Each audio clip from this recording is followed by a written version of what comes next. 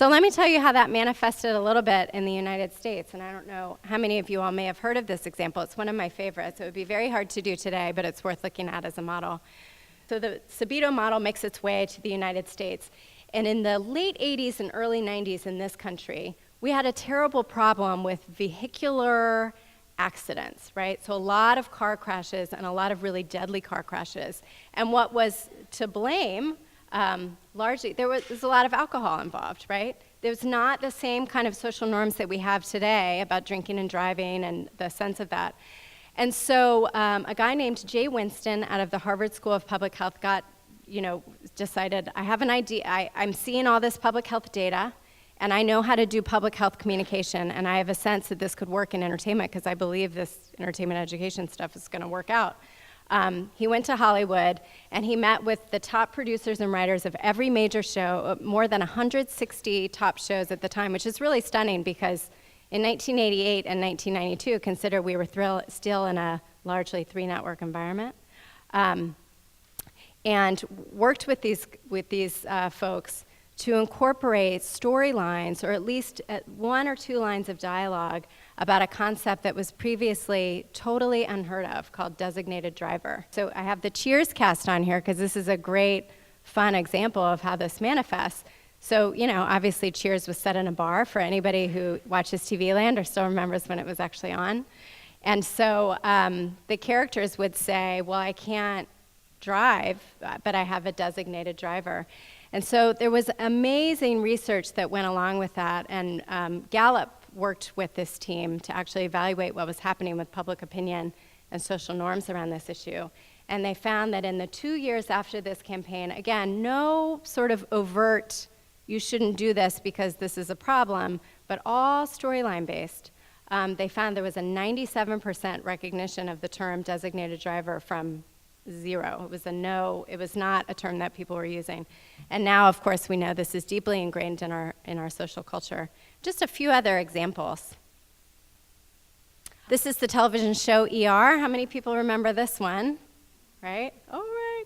I never know how many of these are back in circulation. So in the late 90s, I worked at a place called the Kaiser Family Foundation in an area called the Entertainment, Media, and Public Health Program.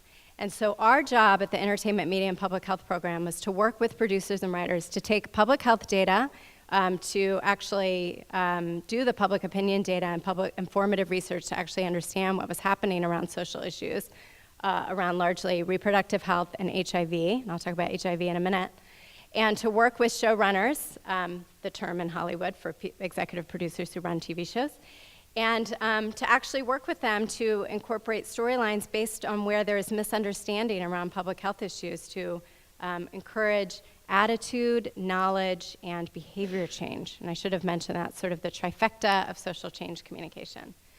And so many, many great examples that actually still exist on the Kaiser Family Foundation website. The one I like to talk about is because I happened to be there at the time, but we did a project with ER where we looked at emergency contraception, which is a previously unheard of term, and actually wanted to examine favorable attitudes and knowledge around it. And in fact, as you might imagine, the storytelling was quite compelling. And then one other example from our little history lesson here. So this is MTV and BET.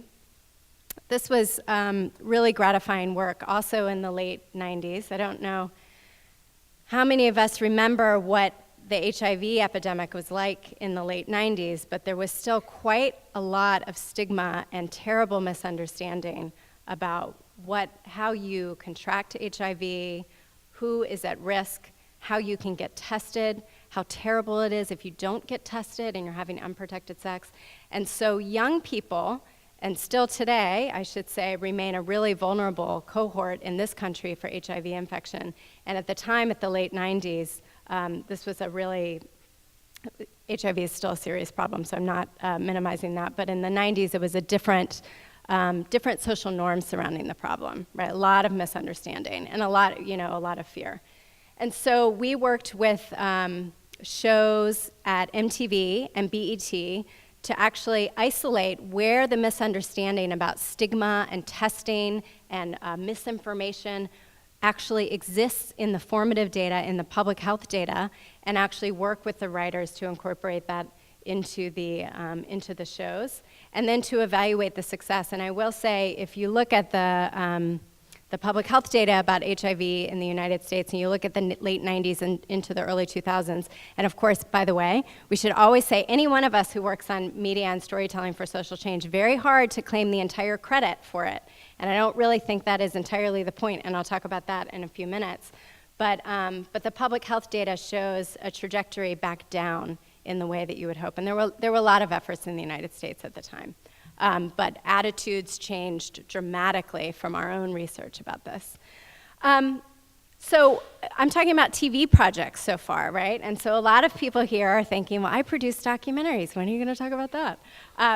But the important thing here is not just that I'm talking about television, but this is a model, and this is a formula. And I should say, in all of these examples, a format that you all are familiar with, even if you don't know you're familiar with it, is the idea of the epilogue after the show, right? So if you want to learn more about X, call such and such. So there are hotlines for information about how to find out how to get tested for HIV and learn more about emergency contraception, unintended pregnancy, et cetera. But the important piece I want to talk about here is this lasting model. And to this day, this is a model that's really lasted and evolved to contemporary media for change social work. And I hope you heard the role of research, but maybe not in a very overt way, or maybe it was more overt than I think. So we'll come back to the idea of research in a little while.